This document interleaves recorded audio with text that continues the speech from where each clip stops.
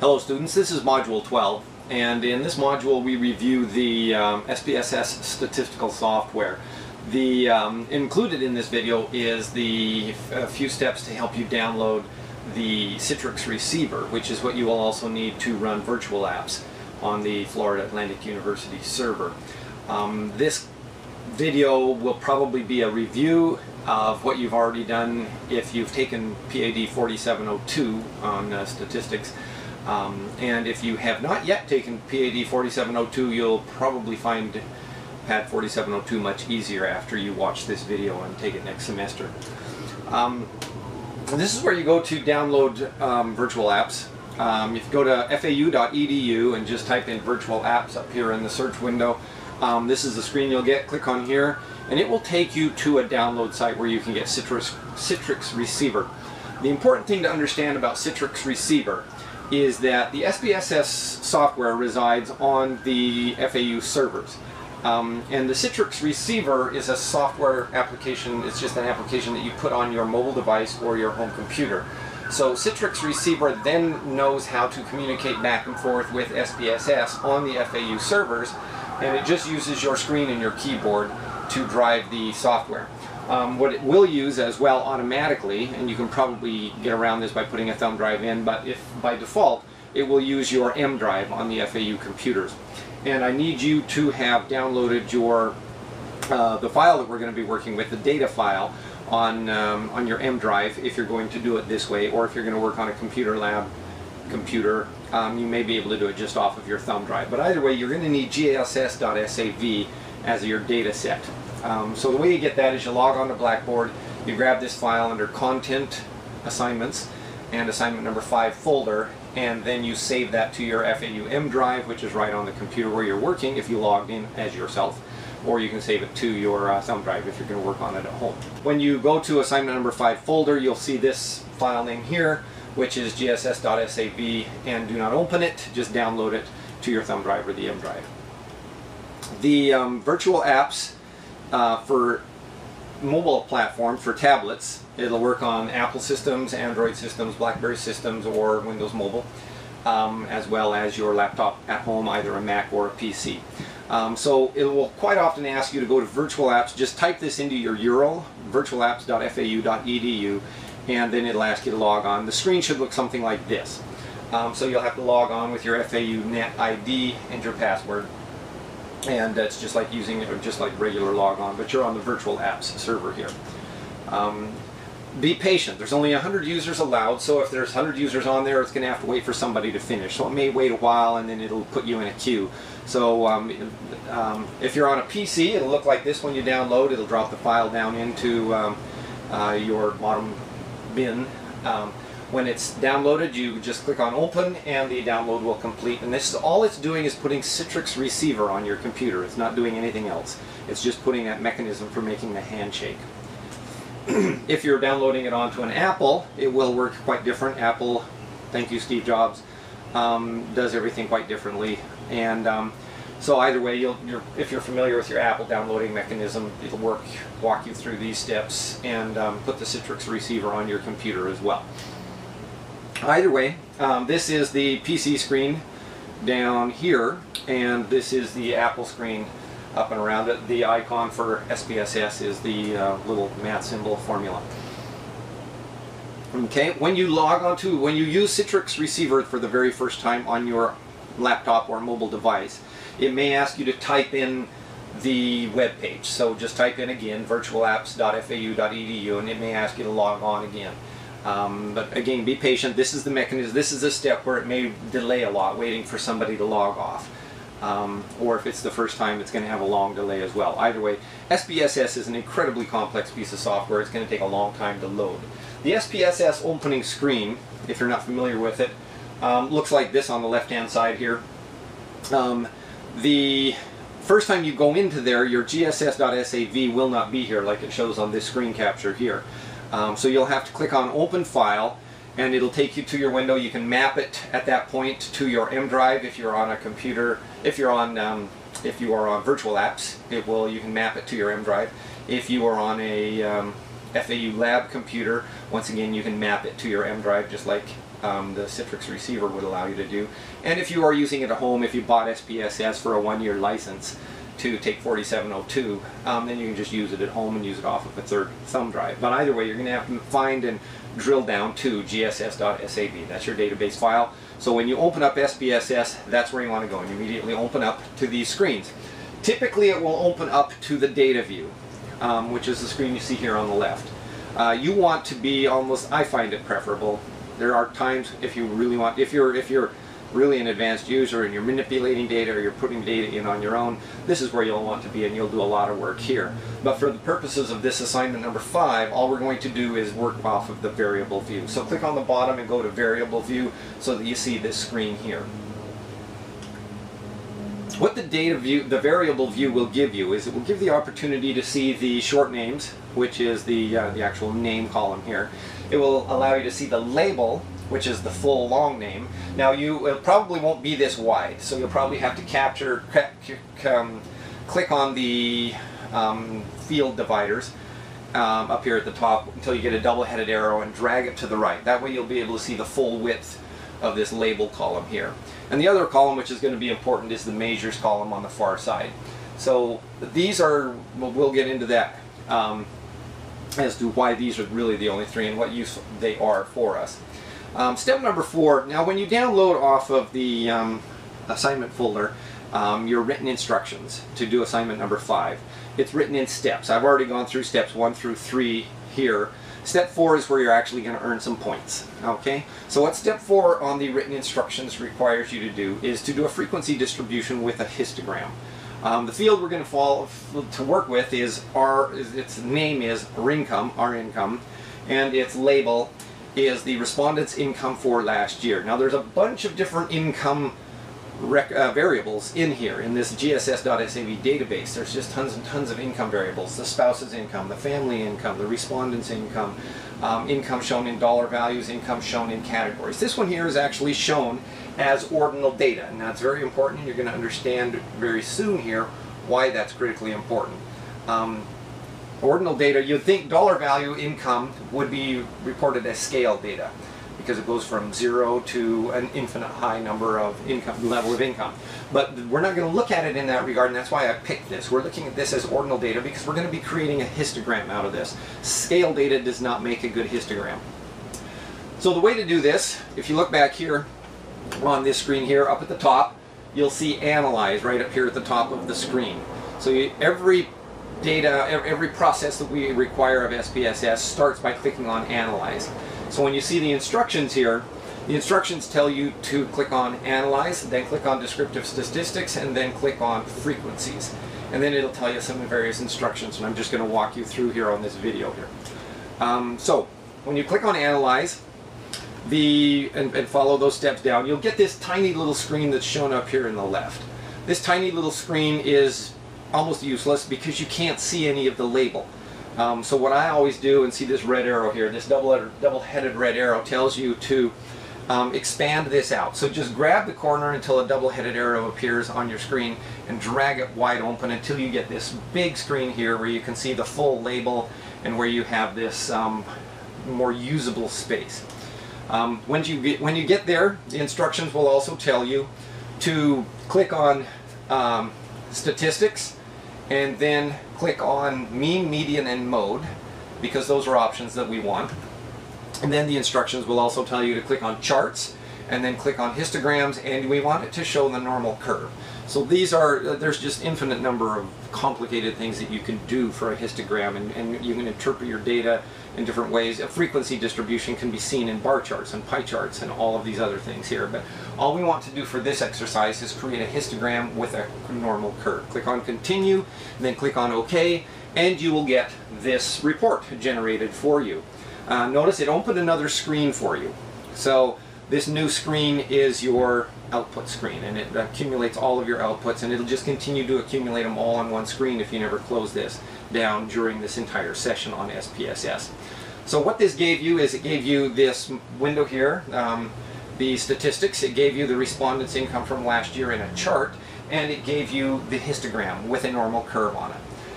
Now, what the next step of the exercise asks you to do is choose your own ordinal data to generate a histogram of your own. So I'm going to let you figure out how to, which one of these fields generate a good histogram. If you don't get a good histogram that looks a lot like this one, if it's way big, if it has a long tail, or if it just has 2 or 3 different stacks of categories in it, you've really picked a bad data set. And I want you to look at these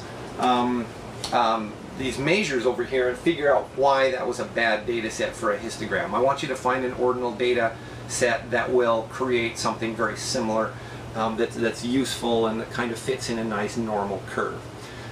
So work on it. For step 6 here, you may have to generate a couple of reports. It only takes a few seconds to generate a couple of other reports. But this field, these variables go all the way down. There's I think about 100 variables. So I've only shown to row 38 here on the variables, but there's just tons and tons of stuff down below this screen here. So scroll down, find some other variables that may be of interest to you, and generate your own histogram. Now step 7, and it's also step 15. It all depends on if you're working on a computer lab computer. If you're working on a computer lab computer, just get this material, Control V, Control C, and then Control V, put it into a Word document, take it home, and you can take your time interpreting this at home if you want. So step number 7 is if you are going to just sit down and interpret it now. If you're already working at home, then you can relax and just interpret this and take your time. If you're not, just create yourself a Word document, and then step number 15 is in there to remind you to go back and interpret the reports that you generated from step 4 and step 6. So you're going to have to interpret 2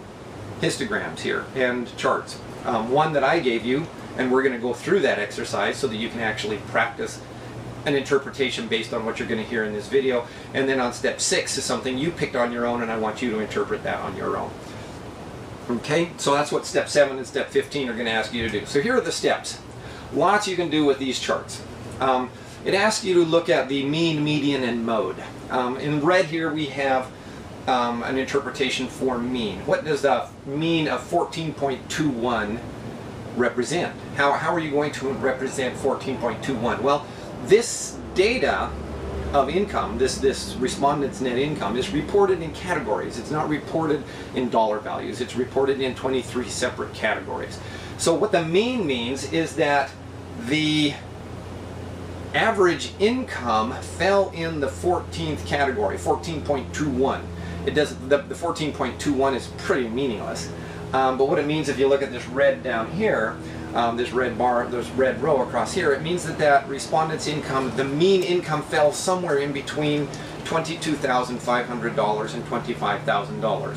So the mean income was somewhere between $22,000, $22,500, and $25,000. We don't know exactly what it is, but it's 14.21, so it's on the bottom 1/5 of the 44 respondents that fell into that income category. That's the mean. On the histogram, the mean is the 14th column, which is just before the number 15 down there on the x-axis. And so that's all that you can interpret from the mean, is what happens in the 14th category where the mean occurred. The median, on the other hand, is shown in blue. You had 993 respondents, valid responses in this question on the gss.sav survey.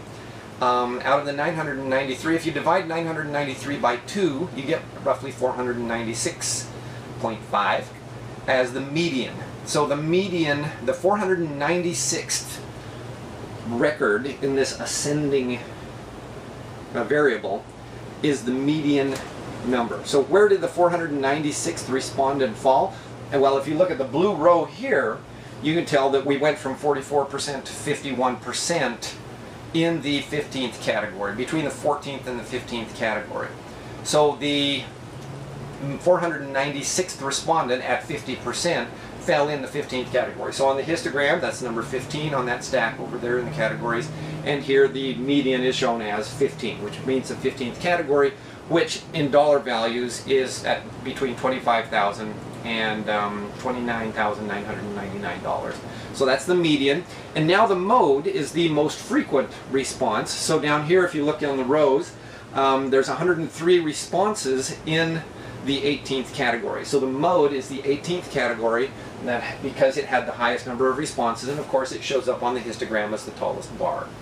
Now, The other reason, which is going to be very important on this, and this is on the final exam, so pay close attention. I can tell you right now, this question, a question like this is on the final exam. The reason we use categories in the GSS.SAV is that they spend a lot more time looking at low-income people, and they look at low-income people very differently than they look at high-income people. So you'll see here it starts with the $1,000 and $2,000 increments, or at the very bottom, 1,000 to 2,000, 2,000 to 3,000. 2,000 to 4,000, so it jumps at 2,000. By here where you see the green arrow, it's jumping by $2,500 per category. By the time you get down to the bottom here, it's jumping by $15,000 by category. And by the time you reach the 23rd category, it's everybody over $110,000. Which is why it's a very high category count. You can see the last bar on the histogram is very high because it captured everybody over $110,000. The GSS.SAV can look at those people as rich, period. What they want to look at is they want to look at low-income people very, very closely, and they want to just categorize everybody over 110,000 as rich. So they put these categories in various incremental steps. So these categories are not the same size. That is why it's ordinal data rather than scale data. Ordinal data is just some kind of order to it, but it does not go by the same increment like a scale data would. That's very important. That's what this data really, really is important for. Okay, step number 8, you're going to do the cross tabulation. Cross tabulations require either ordinal or nominal data. If you're going to use ordinal data, it has to be a very small very small number of breaks. You can't do a good cross tabulation with 15 or 23 categorical breaks like the income data that we just did the histogram for. If you have 23 categories on a cross tabulation table, it's really tough to read. So you'll see here I picked a very low ordinal data set that has 3 categories, and of course the used computer is a yes and no, it's binary. So that's nominal data, yes, no. So what you the way you do this report, once again, click on Analyze up here at the top, and once you then click on Descriptive Statistics, then click on Cross Tabs, and find the used computer and click on it as the row item, and click on degree, whether they have a degree or not, to move it into the column category. So this is what it should look like when you're ready to run your report. Then you click on Statistics over here and click on chi-square. Oh, once again, before I forget, this first window that comes up, once again, is too small, so click on the bottom right hand corner of it and drag it out so that it's the big readable form here. That way you can actually read the labels when you're picking your categories. The second step, click on cells, and I want you to click on row and total for the percentages, because that's going to determine. Observed is already clicked by default, leave it alone. And down here, this is already, anything that's already there by default, just leave it alone. You're only going to click on row and total, and click on continue, and then click on OK, and you get this cross tabulation report here. If it doesn't look like this, you've done something wrong. So once again, now I've given you the data. I've given you absolutely step-by-step instructions on how to do step number 8. Now you have to pick nominal or small count ordinal data of your own out of this var measures column, and run your own cross tabulation, something that makes sense to you. And once again, this is a process of trial and error, because you're not going to really know whether to put it in a row or a column, whether it's going to make sense to you if the data field, the variable you choose, is in a row or a column. So look at it both ways. It only takes a few seconds to rerun a report. When you click on Analyze, Descriptive Statistics cross tab, and then just move the data back and forth. When you have this window here, use these arrows to move it back out of the field. If you want to change it from being in a row and put it into a column, click on it, hit this arrow in the middle, it'll move it back over here. Click on this arrow, it'll move it into the columns. Click on the degree, click on the left arrow, it'll move it back over here. Click on the right arrow and it'll move it into the rows. So it's that quick, and then you don't have to worry about any of these things over here. It has those in memory. So all you have to do is just move and manipulate your variables. Click on OK again, it'll generate you a new report. So that's very important if you screw up on step number 10 here, trying to get a cross tabulation of your own that is meaningful and easy to interpret. Step number 11 or 16, once again, if you're working at home, just do step number 11 right now. If you're working on a computer in a computer laboratory here at FAU, you may want to just wait until you're at home. Just make sure you Control-C, Control-V, and create your Word document so that you have all of the tables in your Word document. Check before you leave the university, and then you can go home and do step number 16. But if you do it right at home now, just go on, interpret, and do step number 11 right now. There's some suggestions in step number 16 to help you interpret a cross tabulation. Now, the way to interpret a cross tabulation is a little, it's not immediately apparent if you've never done it before, but it should be fairly easy once you've seen a few of these and interpret them. First thing you need to understand about a cross tabulation is that when you selected totals by row, what it does is it puts 100% on each one of the rows. So on the bottom total, 1,404 people responded, had a valid response on the GSS survey in this category. 783 of them used computer. 621 of them did not use the computer, answered no. Now, 44.2% of the total, so the 621 is 44.2% of the total respondents, and 783 who do use the computer is 55.8% of the total respondents. So about 60% of the people, 56% of the people use computers, and about 44% do not use computers. That's the first thing to know. When you selected row and totals, that's what it forced. The columns now have a different kind of response. Of the total respondents, 1,404 total respondents, 17.1% or 240 individuals did not finish high school. 722, just over half, 51.4%, finished just high school, and 442, or roughly 31.5%, have some junior college or more. So that's what the outside, the far right, and the bottom totals and percentages mean. That's your starting point. Now, what it means inside these boxes with a cross tabulation is that it tells you how to interpret who uses these, who uses a computer more. So I've already cheated here for you, and I've kind of calculated and I've got them circled. What you're really going to look at on this one here is 31.9% of the people who have less than a high school degree do not use a computer. Only 5.4% of the people who have less than a high school degree, of the total respondents who use a computer, only 5.4% of them have less than a high school degree. So reading those two numbers right off the bat, what you can interpret is that you're almost 6 times more likely, 5 times 6 is 30, you're almost 6 times more likely to not be using a computer if you did not finish high school. Okay?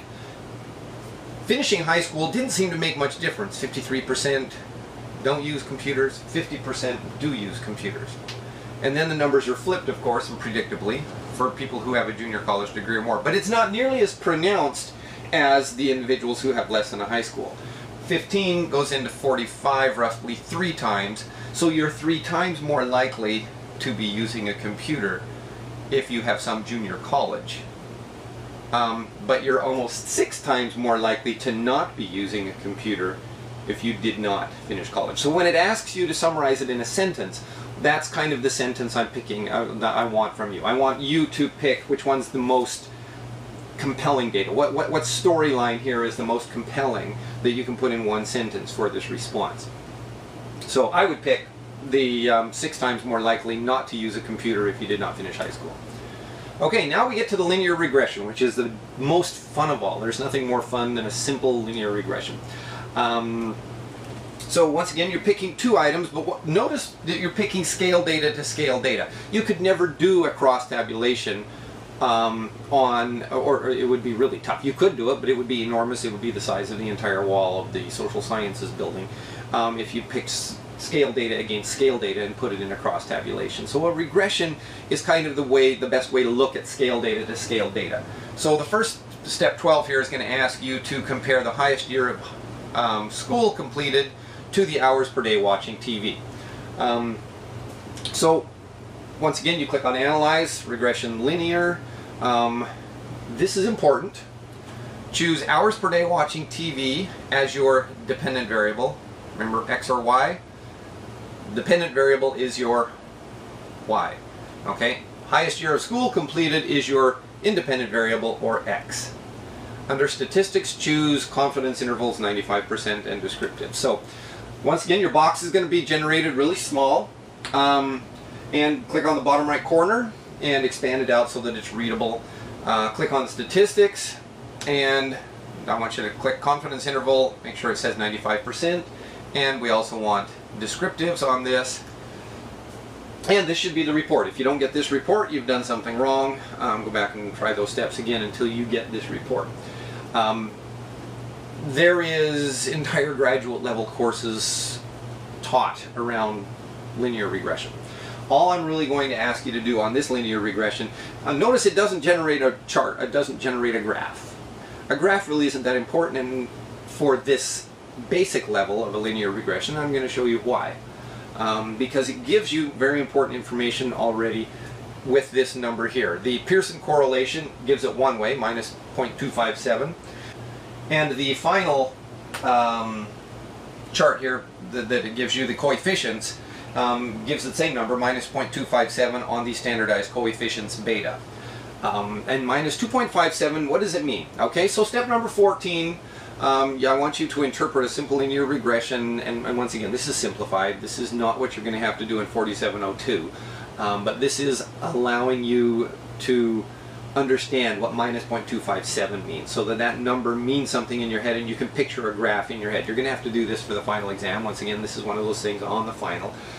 So you're just expect to come back and watch this video again before the final.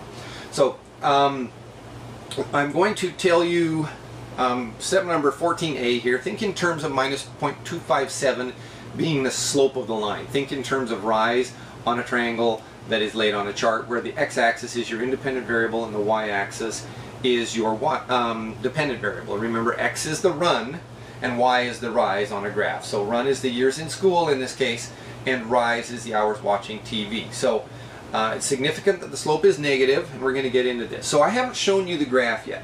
So forget what I just said here. I'm going to show you a graph that has nothing to do with this question, just to have a teaching point, because it's easier to think of a slope as positive.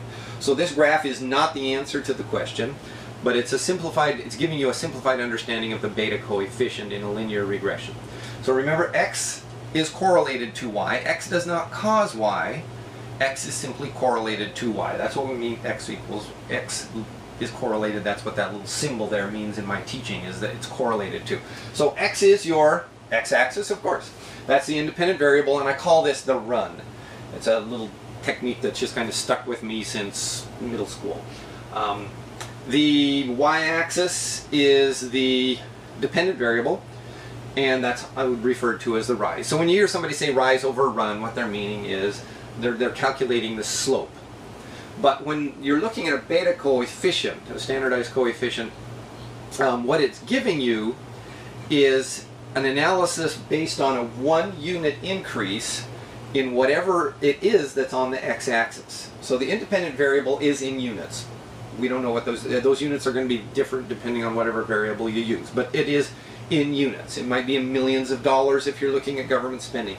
It might be in years of school, which is what we're looking at in this case. It might be age. But whatever it is, it goes up in units, and a 1 unit increase is correlated to this change in y. So if you draw these dotted lines up and down on a 1 unit increase on your x-axis, and then you'd get a ruler and you'd find out where your point is that you want to be on this axis here and draw a line back. Where does it meet the regression line?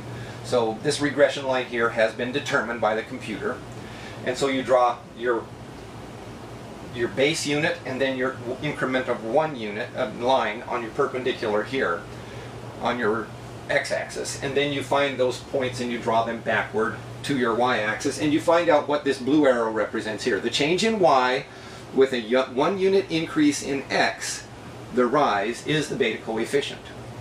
Okay? Okay, on this chart we've actually got our units in here. So we've determined that the y-axis is hours of watching TV, and the x-axis is the years of education. So if you always start on the x-axis, so let's say this line here represents 12th grade. So you've had 12 years of school here at the baseline, at the starting point, and this is 13th year of school. So if we draw the two perpendicular lines first, and we have our regression line in our imaginary graph, the computer is capable of drawing a regression line. So if you have that imaginary regression line here, the first line at 12 years crosses the regression line here. Draw the point back parallel to the x-axis and find out where it hits on the y-axis. On your 13th year of school, 1 unit increase in x. Draw another line up. Where does it hit the line? Start at that point. Draw your line back to the y-axis. And this change in this blue arrow, represented by this blue arrow, is actually a drop. That's where you get the negative sign from. So since y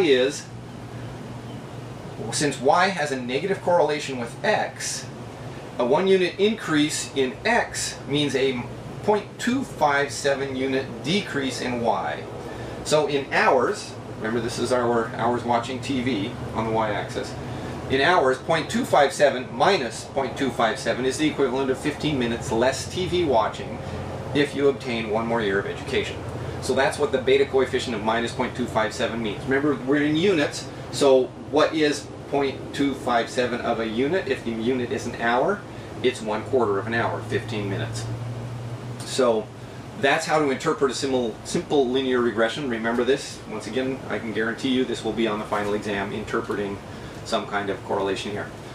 So this video, you already found it up here, assignment number 5, module 12. Underneath it are the written instructions as a Word document for what you want to do. gss.sav is the file. Do not click on that and open it. You just want to download it. It's absolutely useless except for with SPSS. And here are the slides if you want to print these slides out that you just saw here so that you can have them to refer back to and you don't have to watch the whole 45-minute video again.